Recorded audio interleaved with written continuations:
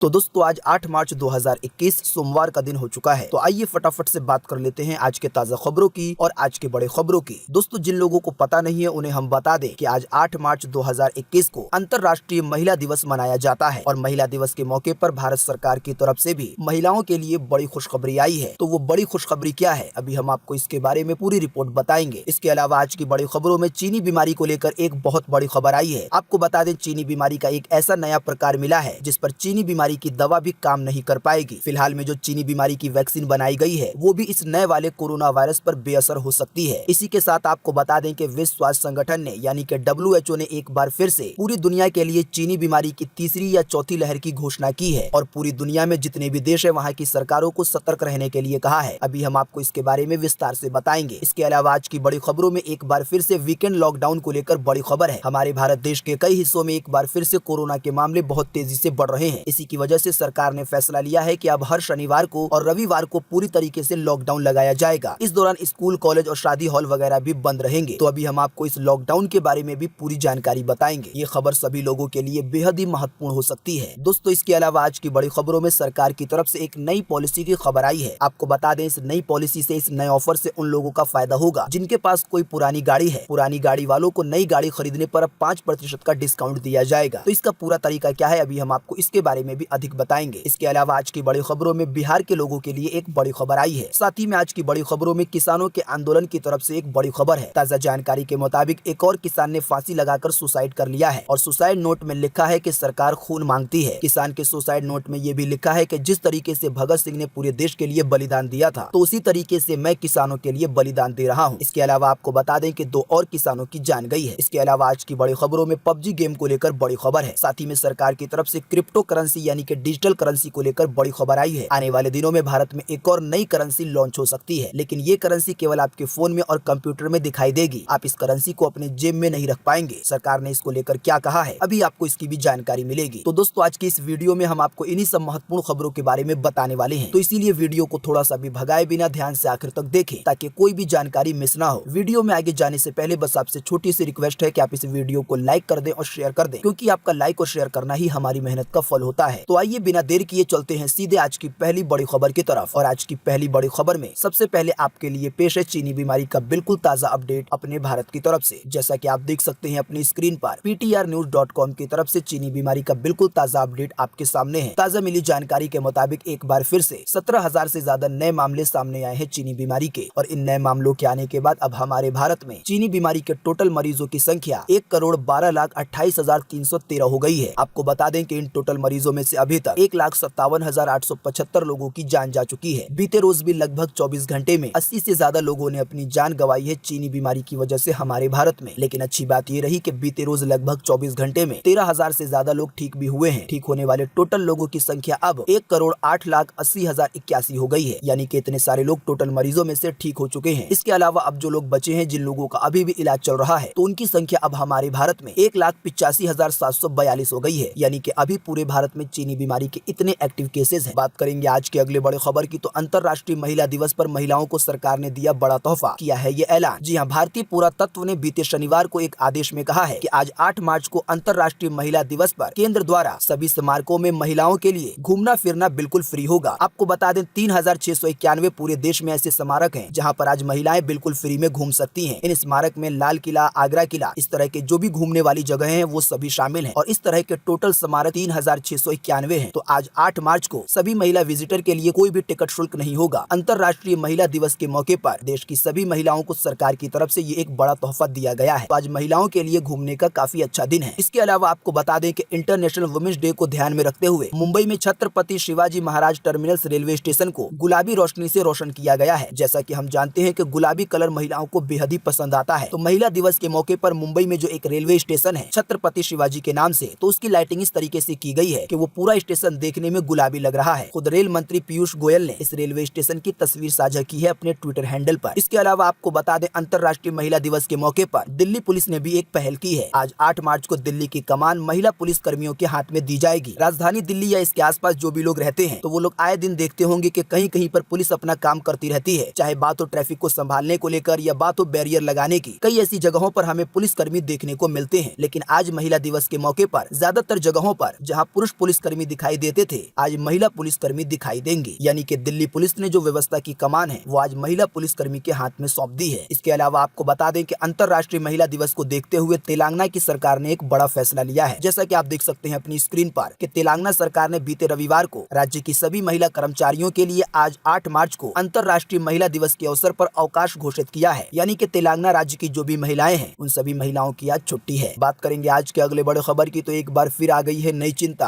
America में मिला corona virus का खतरनाक रूप, वैज्ञानिकों को वैक्सीन भी है बेअसर होने का डर। जी हाँ, सबसे पहले आपको बता देते हैं कि जो किसी भी तरह का वायरस होता है तो ये अक्सर अपने रंग रूप को बदलता रहता है। कई बार ये अपने रंग रूप को बदलने के बाद कमजोर हो जाता है, तो कई बार ये काफी ज्यादा खतरनाक हो जाता है। बात करेंगे अगर कोरोना वायरस की, तो कोरोना वायरस अपने रूप कई बार बदल चुका है और ये रूप बदलने के बाद और ज्यादा खतरनाक हो जाता है। हर बार रूप बदलने के बाद कोरोना वायरस का एक नया प्रकार देखने को मिलता है, जिसके लक्षण भी अलग अलग होते हैं। आपको बता दें इसी कड़ी में एक और नया प्रकार देखने को मिला है अमेरिका में। जानकारी के मुताबिक हाल ही में अमेरिका के ओरेगन में ब्रिटेन में मिले वायरस का एक नया प्रकार मिला है जो और भी ज्यादा खतरनाक है। खास बात यह है कि ये प्रकार नए म्यूटेशन के साथ मिल गया है। खास बात यह है कि कोरोना का ये नया प्रकार एक नए म्यूटेशन के साथ मिल गया है, जिसके चलते इस पर वैक्सीन का प्रभाव कम होने की संभावना है। यानी कि कोरोना का ये नया प्रकार ऐसा है जिस पर चीनी बीमारी की दवा भी असफल हो सकती है। वैज्ञानिकों को ऐसा डर है, अभी तक चीनी बीमारी को लेकर जो भी दवाएं बनाई गई हैं, जो भी वैक्सीन बनाई गई हैं, तो वो इस वाले कोरोना वायरस पर असर कर सकती है और असर नहीं भी कर सकती है। वैज्ञानिकों को इससे डर इसलिए लग रहा है कि अगर ये वाली चीनी बीमारी एक बार फिर से पूरे राज्य में या पूरे देश में या पूरी दुनिया में फैल जाएगी तो फिर से एक बार पूरी दुनिया के लोगों को एक बड़ी महामारी झेलनी पड़ेगी और इसके साथ जो कई और परेशानियां होंगी वो तो होंगी ही। कोरोना वायरस से जुड़ी एक और बेहद ही महत्वपूर्ण खबर आपकी स्क्रीन पर है। जैसा कि आप देख सकते हैं अगली खबर में कि विश्व स्वास्थ्य संगठन की चेतावनी, आ सकती है कोरोना महामारी की तीसरी या चौथी लहर। जी हाँ, कोरोना संक्रमण के मामलों में गिरावट के बाद एक बार फिर दुनिया भर में इसके मामलों में वृद्धि होने लगी है। दुनिया भर में पिछले 24 घंटे में 3 लाख से ज्यादा चीनी बीमारी के नए मामले सामने आए हैं, जिसकी वजह से अब संक्रमण के कुल मामले पूरी दुनिया भर में 11 करोड़ 70 लाख से ज्यादा हो गए हैं। यानी कि पूरी दुनिया में चीनी बीमारी के इतने मामले सामने आ चुके हैं। साथ ही में आपको बता दें कि इन टोटल मरीजों में से अभी तक पूरी दुनिया भर में 26 लाख से ज्यादा लोगों की जान जा चुकी है। लेकिन इसी बीच विश्व स्वास्थ्य संगठन ने एक और चेतावनी दी है। चेतावनी में कहा गया है कि अभी कोरोना की तीसरी या चौथी लहर का खतरा हो सकता है, इसीलिए तमाम देश कोरोना संक्रमण को फैलने से रोकने की कोशिश में बिल्कुल भी कमी ना करें। ये चेतावनी और ये सतर्क रहने की बात दुनिया के तमाम देशों के लिए जारी की गई है। आपको चीनी बीमारी से जो भी बचने के तरीके बताए जाते हैं, जैसे मास्क पहनना है, सोशल डिस्टेंसिंग का पालन करना है या नियमित रूप से हाथ धोना है, तो इस तरह की ज्यादातर बातें विश्व स्वास्थ्य संगठन की तरफ से ही पूरी दुनिया के लिए जारी की जाती हैं। इसीलिए इस संगठन की कोई भी चेतावनी काफी ज्यादा गंभीर मानी जाती है। साथ ही में आपको बता दें कि कोरोना वायरस के मामले हमारे देश में भी बहुत तेजी से एक बार फिर से बढ़ने लगे हैं और इसी की वजह से लॉकडाउन जैसी स्थिति आ गई है। जैसा कि आप देख सकते हैं कोरोना वायरस से जुड़ी एक और रिपोर्ट अपने भारत की तरफ से कि महाराष्ट्र में 5 महीने के बाद कोरोना के 11,000 से ज्यादा नए केस मिले हैं केवल 24 घंटे में। औरंगाबाद में नाइट कर्फ्यू लगाया गया है और साथ ही में हुआ है वीकेंड लॉकडाउन का ऐलान। जी हाँ, महाराष्ट्र में कोरोना वायरस का प्रकोप एक बार फिर से तेजी से फैल रहा है। महाराष्ट्र में करीब 5 महीने के बाद ऐसा देखने को मिला है कि लगभग 24 घंटे में 11,000 से ज्यादा नए मामले देखने को मिले हैं। वहीं लगभग 24 घंटे में 48 लोगों ने अपनी जान भी गंवाई है चीनी बीमारी की वजह से केवल महाराष्ट्र में। आपको बता दें महाराष्ट्र के अलावा दिल्ली में, साथ ही में पंजाब में, इसके अलावा कई और राज्य हैं जहां पर चीनी बीमारी के मामले एक बार फिर से तेजी से बढ़ने लगे हैं। आपको बता दें बढ़ते हुए मामलों के चलते औरंगाबाद में 11 मार्च से नाइट कर्फ्यू लगाने का फैसला लिया गया है। महाराष्ट्र कैबिनेट के मंत्री ने बीते रविवार को इसकी घोषणा की है। एकनाथ शिंदे ने कहा है कि कोरोना वायरस के बढ़ते मामलों को देखते हुए संभाजी नगर औरंगाबाद में 11 मार्च से 4 अप्रैल तक यानी कि लगभग 20 से 25 दिन तक रात 9 बजे से लेकर सुबह 6 बजे तक नाइट कर्फ्यू रहेगा। इस दौरान जरूरी सेवाओं को छोड़कर बाकी आवाजाही बंद रखी जाएगी। इसके अलावा वीकेंड पर पूरी तरीके से लॉकडाउन लगा दिया जाएगा, यानी कि हर शनिवार को और रविवार को अब लॉकडाउन लगेगा। इस दौरान सभी स्कूल, कॉलेज, शादी के हॉल भी बंद रहेंगे, केवल जरूरत की चीजें खुलेंगी। तो दोस्तों इसीलिए कोरोना के बढ़ते हुए मामलों से सावधान रहिए। अगर आपके राज्य में, अगर आपके शहर में भी मामले बढ़े तो वहाँ पर भी प्रतिबंध सरकार लगा सकती है। सरकार लोगों की जान बचाने के लिए, लोग सुरक्षित रहें, इसके लिए ऐसा फैसला लेना पड़ता है। सरकार लोगों की जान बचाने के लिए और सुरक्षित रखने के लिए इस तरह के कड़े फैसले ले सकती है। बात करेंगे आज के अगले बड़े खबर की, तो बॉर्डर पर दुश्मन की हर छोटी बड़ी हलचल पर होगी सीधी नजर। आने वाले 28 मार्च को अंतरिक्ष में भारत भेजेगा तीसरी आंख, यानी कि एक और नया सैटेलाइट। जी हाँ, भारत 28 मार्च को एक और सैटेलाइट लॉन्च करने की योजना में है। ये सैटेलाइट कई मायनों में बेहद अहम बताया जा रहा है। इस सैटेलाइट की मदद से बॉर्डर एरिया की तस्वीरें मिल जाएंगी। इससे न केवल दुश्मन की हर चाल का पर्दाफाश होगा, बल्कि मौसम से जुड़ी आपदाओं को भी मॉनिटर किया जा सकेगा। इस सैटेलाइट का नाम GSAT-1 है, जिसे आंध्र प्रदेश के नेल्लोर से लॉन्च किया जाएगा। भारतीय अंतरिक्ष अनुसंधान संगठन यानी कि इसरो के एक अधिकारी ने बीते रविवार को ये जानकारी दी है कि हम 28 फरवरी को इस नए सैटेलाइट को लॉन्च करेंगे। करेंगे, लेकिन उस समय मौसम की क्या स्थिति होगी ये बात इस पर भी निर्भर करती है। ये सैटेलाइट 36,000 किलोमीटर की ऊंचाई वाली कक्षा में स्थापित किया जाएगा, यानी जमीन से इस सैटेलाइट की दूरी 36,000 किलोमीटर होगी। इस सैटेलाइट को 36,000 किलोमीटर दूर दुनिया के बाहर लगाया जाएगा और इससे भारत के बॉर्डर की तस्वीरें आसानी से ली जा सकेंगी। ऐसा होने से दुश्मनों की चाल पर भी नजर रखी जा सकेगी। जब इसकी लॉन्चिंग की जाएगी तो इसके वीडियोस वगैरह भी सामने आएंगे, तो हम आपको उस समय इसके बारे में विस्तार से भी बताएंगे। इसीलिए अगर आपने अभी तक हमारे चैनल को सब्सक्राइब नहीं किया है तो सब्सक्राइब कर लें। अगर आप जानना चाहते हैं सरकारी खबरें और महत्वपूर्ण खबरें। बात करेंगे आज के अगले बड़े खबर की, तो सरकार की इस पॉलिसी के तहत नई गाड़ी खरीदने पर मिलेगा 5% का डिस्काउंट। 10 लाख रुपए वाली गाड़ी पर बच सकते हैं 50,000 रुपए। जी हाँ, केंद्रीय सड़क परिवहन और राजमार्ग मंत्री नितिन गडकरी ने कहा है कि पुराने वाहनों को कबाड़ में देने वाले ग्राहकों के लिए खुशखबरी है। अब स्क्रैप पॉलिसी का फायदा उठाकर आप नई गाड़ी खरीदने पर करीब 5% की छूट पा सकते हैं। सड़क परिवहन मंत्री की तरफ से कहा गया है कि पुराने वाहनों को कबाड़ करने के एवज में वाहन कंपनियां ग्राहकों को नए वाहन खरीदने पर करीब 5% की छूट देगी। इसके अलावा अगर आप अपनी पुरानी गाड़ी को कबाड़ में देने जाएंगे, यानी कि अगर आप अपनी पुरानी कार को स्क्रैप सेंटर में बेचते हैं, तो आपको वहां से एक प्रमाण पत्र मिलेगा। अगर वो प्रमाण पत्र आपके पास होगा तो आपको नई गाड़ी के लिए रजिस्ट्रेशन फीस नहीं देनी होगी। इसके अलावा आपको 5% का डिस्काउंट भी मिल सकता है अगर आप अपनी पुरानी गाड़ी को स्क्रैप सेंटर में बेचते हैं। सरकार ऐसा इसलिए कर रही है ताकि जो पुरानी गाड़ियां हैं अब वो रोड पर ना दौड़ें, क्योंकि उनसे बहुत ज्यादा पोल्यूशन फैल रहा है। इसके अलावा जो ऑटो सेक्टर है, जो कार कंपनियां वगैरह हैं, तो इनकी बिक्री भी काफी ज्यादा कम हो गई है। तो ऐसा करने से लोग ज्यादा से ज्यादा गाड़ी खरीदेंगे, तो जो नई गाड़ियां होंगी उनसे पोल्यूशन भी कम होगा और जो ऑटो सेक्टर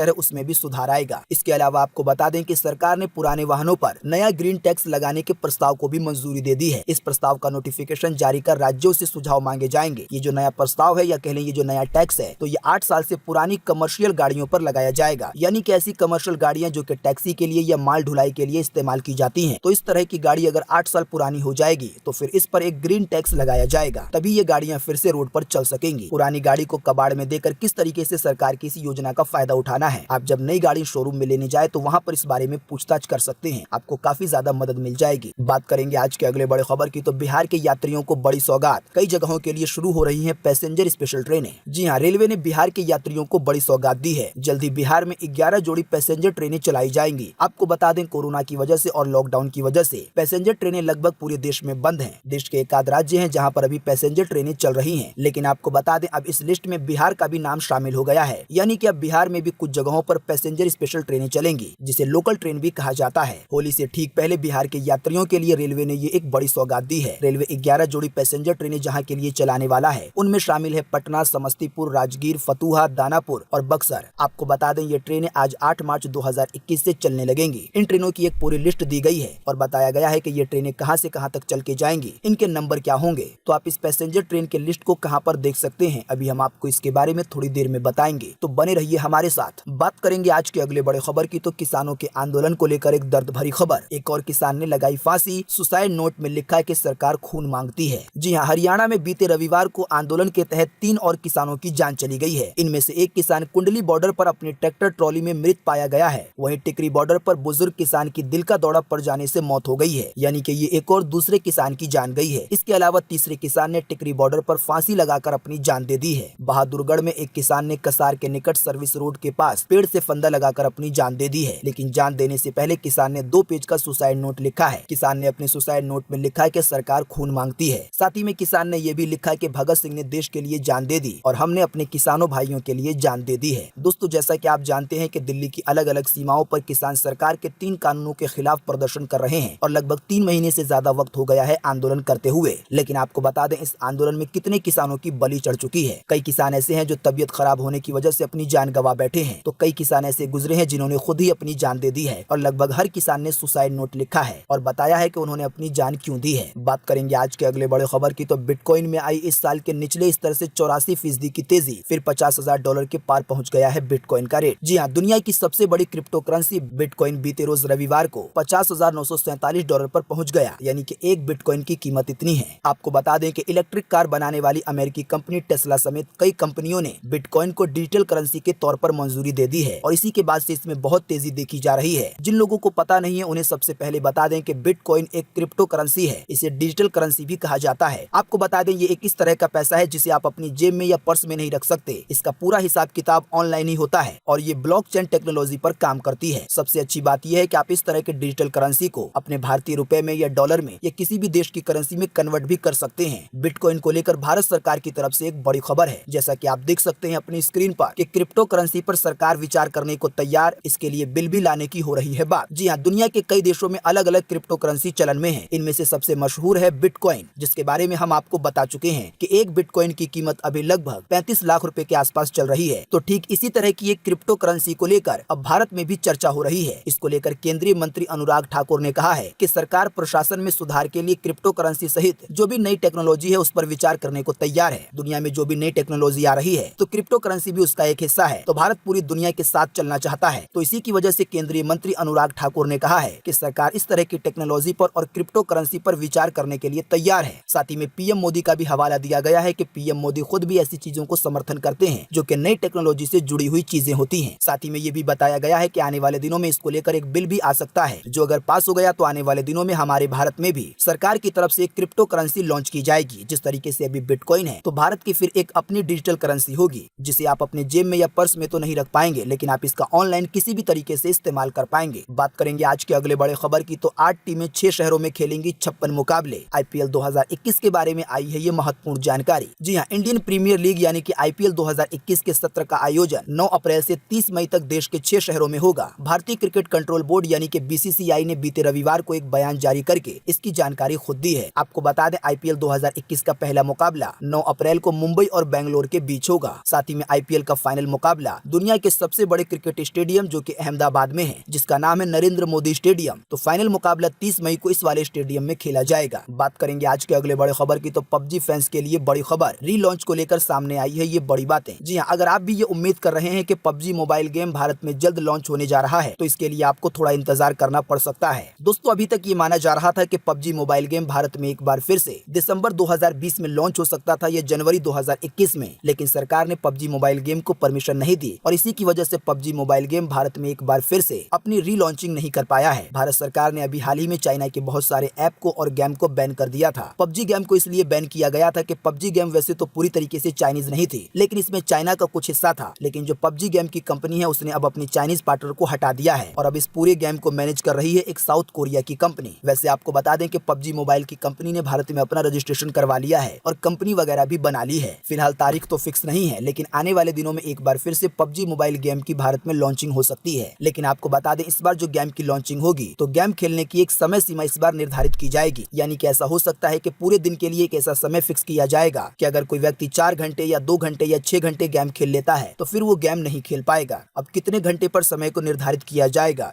इसके बारे में जानकारी आने वाले दिनों में मिलेगी। बात करेंगे आज के अगले बड़े खबर की तो भाजपा की सरकार बनने पर बंगाल को विकास की नई ऊंचाइयों पर लेके जाएंगे, पीएम मोदी का बड़ा ऐलान। जी हां, बंगाल में विधानसभा चुनाव की तारीखों की घोषणा के बाद प्रधानमंत्री नरेंद्र मोदी ने बीते रोज रविवार को कोलकाता के ऐतिहासिक ब्रिगेड परेड ग्राउंड में अपनी पहली चुनावी महारैली कर बंगाल फतह करने की जंग का बिगुल फूंक दिया है। यानी कि पीएम मोदी ने बंगाल में विधानसभा चुनाव जीतने के लिए अपनी रैलियों को करना शुरू कर दिया है और बीते रोज पहली रैली थी। जानकारी के मुताबिक बीते रोज की रैली में काफी सारे लोग आए थे और इसी रैली में पीएम मोदी ने हुंकार भरते हुए ममता बनर्जी पर चुन चुनकर करारा हमला बोला। पीएम मोदी ने कहा कि ममता दीदी ने बंगाल की जनता को धोखा दिया है और उनका भरोसा तोड़ा है। जिन लोगों को पता नहीं है उन्हें हम बता दें कि जल्दी पश्चिम बंगाल समेत 4 और राज्यों में विधानसभा के चुनाव होने वाले हैं और इसी के लिए पीएम मोदी अपनी मेहनत कर रहे हैं। पीएम मोदी ने अपने नए भाषण में या महारैली में और क्या क्या बातें की हैं, अगर मैं एक एक करके सारी बातें बताऊंगा तो वीडियो काफी ज्यादा लंबा होगा, तो इसी की वजह से आप पीएम मोदी के भाषण का वीडियो देख सकते हैं। वीडियो आप कैसे देख सकते हैं अभी हम आपको थोड़ी देर में बताएंगे। बात करेंगे आज के अगले बड़े खबर की तो स्मार्ट टीवी खरीदने का बड़ा ऑफर सिर्फ 7,199 रुपए में मिल रहा है दमदार स्मार्ट टीवी। जी हाँ, आजकल स्मार्ट टीवी का जमाना है और ऐसे में कई बार कीमत ज्यादा होने की वजह से बहुत सारे लोग स्मार्ट टीवी नहीं खरीद पाते हैं। लेकिन आपको बता दें फ्लिपकार्ट पर अभी एक ऐसी सेल चल रही है जिसके तहत आपको स्मार्ट टीवी मात्र 7,199 रुपए में मिल सकती है और ये स्मार्ट टीवी होगी थैमसन कंपनी की। आपको बता दें वैसे इस टीवी की कीमत लगभग 10,500 रुपए है, लेकिन फ्लिपकार्ट पर सेल के दौरान ये आपको केवल 7,999 रुपए में मिल जाएगी। लेकिन साथ ही में आपको एक महत्वपूर्ण जानकारी बता दें कि इस सेल की आज आखिरी तारीख है, यानी कि इस सेल का फायदा आप आज 8 मार्च तक ही उठा सकते हैं। 4 मार्च से ही ये सेल चल रही है। सस्ते सामान को लेकर फ्लिपकार्ट की तरफ से एक और बड़ी खबर है, जैसा कि आप देख सकते हैं अपनी स्क्रीन पर कि सिर्फ 19 रुपए में खरीदें काबुली चने, मात्र 1 रुपए में खरीदें 1 किलो चीनी और बादाम भी। जी हाँ, फ्लिपकार्ट पर हर दिन ग्रोसरी पर भारी छूट दी जाती है। फ्लिपकार्ट पर ग्रोसरी वाले सेक्शन में हर रोज नए नए ऑफर निकाले जाते हैं। नए ऑफर के तहत मात्र 1 रुपए में या 19 रुपए में काफी कुछ दिया जाता है।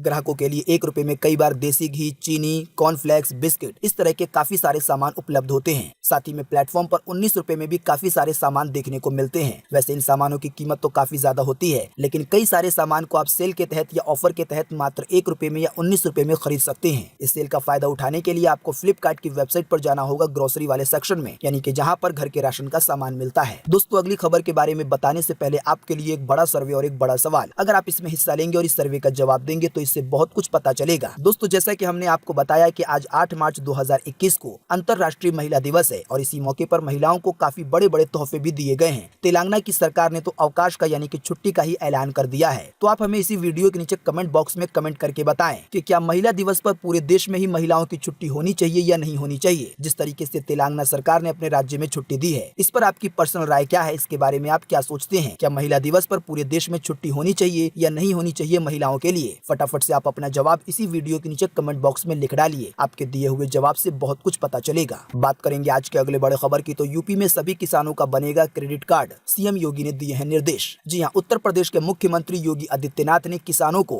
क्रेडिट कार्ड से जोड़ने के लिए बड़ी पहल की है। सीएम योगी ने राज्य में प्रधानमंत्री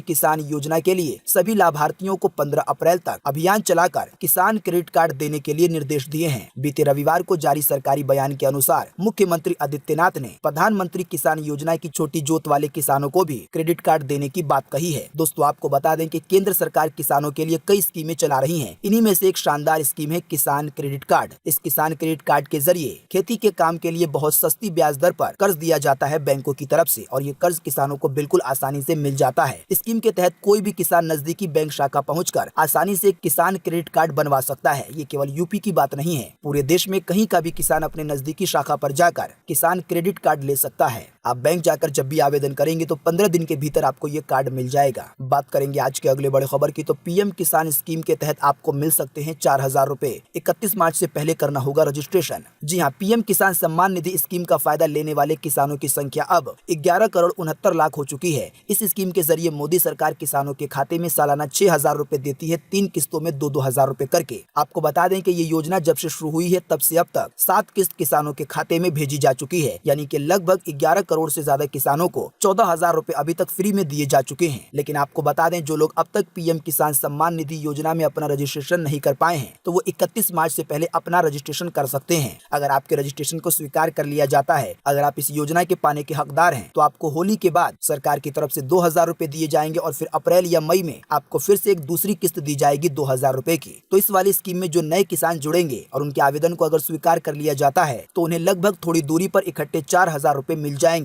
लेकिन आपको बता दें, इस योजना में हिस्सा लेने के लिए काफी सारे टर्म्स कंडीशन हैं, यानी कि ये योजना गरीब किसानों के लिए है। अगर हर किसान चाहेगा कि हम इस योजना में हिस्सा ले लें तो वो इसका फायदा नहीं उठा पाएगा, क्योंकि जो भी किसान आवेदन करता है तो उनका वेरिफिकेशन भी किया जाता है। जो भी किसान इसमें हिस्सा लेना चाहते हैं या जिन किसानों ने हिस्सा ले रखा है उनके अकाउंट में पैसा नहीं आ रहा है या आपके खाते में कोई गड़बड़ी है, तो इन सभी चीजों के लिए सरकार ने वेबसाइट भी जारी की हुई है और कई सारे हेल्पलाइन नंबर भी जारी किए हुए हैं। तो आप इनका इस्तेमाल करके आसानी से अपनी परेशानी को दूर कर सकते हैं। हम आपको इसी वीडियो के नीचे डिस्क्रिप्शन में एक लिंक देंगे, जिस पर आप क्लिक करके इस योजना से जुड़ी हुई सभी हेल्पलाइन नंबर को देख पाएंगे, वेबसाइट को देख पाएंगे। दोस्तों, अगर ये खबर आपके काम की नहीं थी फिर भी आप इसको यहाँ वहाँ शेयर कर दें, ताकि आपकी वजह से किसी किसान भाई को फायदा हो सके। बात करेंगे आज के अगले बड़े खबर की, तो बीते रोज भी नहीं बदले हैं पेट्रोल डीजल के दाम। आइए बताएं आपको ताजा भाव। जी हाँ, लगातार 8 दिनों से पेट्रोल डीजल के दाम स्थिर हैं, यानी कि ना तो इसमें कोई बढ़ोतरी हो रही है और ना ही कोई कटौती हो रही है। अभी आपको राजधानी दिल्ली में 1 लीटर पेट्रोल 91 रुपए 70 पैसे का मिलेगा। अगर बात करेंगे डीजल की, तो अभी आपको 1 लीटर डीजल 81 रुपए 47 पैसे का मिलेगा। बाकी कोलकाता, मुंबई, चेन्नई के दाम आपकी स्क्रीन पर है, आप वीडियो को रोककर देख सकते हैं। बात करेंगे आज के अगले बड़े खबर की, तो 10वीं पास के लिए जल्द शुरू होगी एसएससी जीडी कांस्टेबल की भर्ती। आइए बताएं इसके बारे में अधिक जानकारी। जी हां, अगर आप 10वीं पास हैं तब भी आप पुलिस में नौकरी करना चाहते हैं तो आने वाले दिनों में आपके लिए एक सुनहरा अवसर आने वाला है। इसी महीने यानी कि मार्च में 10वीं पास युवाओं के लिए केंद्रीय सशस्त्र पुलिस बल सीएपीएफ में बम्पर भर्तियां निकलेंगी। इसका नोटिफिकेशन 25 मार्च 2021 को जारी किया जाएगा। 25 मार्च 2021 के बाद इसमें आवेदन भी शुरू हो जाएंगे। तो जो भी कैंडिडेट जीडी कांस्टेबल के भर्ती के लिए आवेदन करना चाहते हैं तो उन्हें 25 मार्च के बाद फटाफट से ये काम करना होगा। 10वीं पास वालों के लिए ये एक शानदार मौका आया है। इसके अलावा आपको बता दें कि 10वीं पास युवाओं के लिए एमटीएस के पदों पर भी बम्पर भर्तियां हो रही हैं, यानी कि मल्टीटास्किंग स्टाफ के लिए कर्मचारी चयन आयोग द्वारा भारत सरकार के कई मंत्रालयों में एमटीएस पदों पर भर्तियां हो रही हैं और इस वाली वैकेंसी में आवेदन करने की अंतिम तारीख 21 मार्च 2021 है। इसमें भी 10वीं पास वाले आवेदन कर सकते हैं। इसके अलावा आपको बता दें कि सब इंस्पेक्टर के पदों पर भी भर्तियां हो रही हैं। जैसा कि आप देख सकते हैं अगली वैकेंसी, इसके लिए आपको 10 मार्च से पहले करना होगा आवेदन। फरवरी के महीने से हो रहे हैं रजिस्ट्रेशन। जी हाँ, राजस्थान सरकार ने राजस्थान में सब इंस्पेक्टर के लिए कई पदों पर बम्पर भर्तियां निकाली हैं। इनमें आवेदन की प्रक्रिया 9 फरवरी से चल रही है और आवेदन करने की अंतिम तारीख 10 मार्च 2021 है। तो जो भी कैंडिडेट्स इस वाली वैकेंसी की योग्यता को पूरा करते हैं तो वो लोग इसमें आवेदन कर सकते हैं। इसके अलावा आपको बता दें कि हाई कोर्ट में भी बम्पर भर्तियां निकली हैं। अगर आप इस वाली वैकेंसी की योग्यता को पूरा करते हैं तो आप हाई कोर्ट में भी नौकरी पा सकते हैं। जी हाँ, अदालत में नौकरी करने के इच्छुक उम्मीदवारों के लिए ये एक शानदार अवसर आया है। मध्य प्रदेश के उच्च न्यायालय यानी कि हाई कोर्ट में आप नौकरी पा सकते हैं। अगर आपने LLB की पढ़ाई की है या आपकी आखिरी वर्ष की पढ़ाई चल रही है तो ये वैकेंसी आपको फायदा दे सकती है। तो दोस्तों, अभी हमने आपको 4 तरह की वैकेंसी बताई है। इसके लिए हम आपको इसी वीडियो के नीचे डिस्क्रिप्शन में एक लिंक देंगे जिस पर आप क्लिक करके इन चारों ही वैकेंसी के बारे में अधिक जानकारी प्राप्त कर पाएंगे। आप जान पाएंगे कि कैसे अप्लाई करना है, कहां से अप्लाई करना है, कौन लोग अप्लाई कर सकते हैं, अप्लाई करने के लिए क्या क्या योग्यताएं होनी चाहिए, क्या क्वालिफिकेशन होनी चाहिए। इस तरह की टोटल जानकारी आपको लिंक द्वारा मिल जाएगी। दोस्तों, इसके अलावा इसी वीडियो के नीचे डिस्क्रिप्शन में हम आपको एक और लिंक देंगे जिस पर आप क्लिक करके उन पैसेंजर ट्रेनों की लिस्ट देख पाएंगे जो कि बिहार के लोगों के लिए चलने वाली हैं। बात करेंगे आज के अगले बड़े खबर की,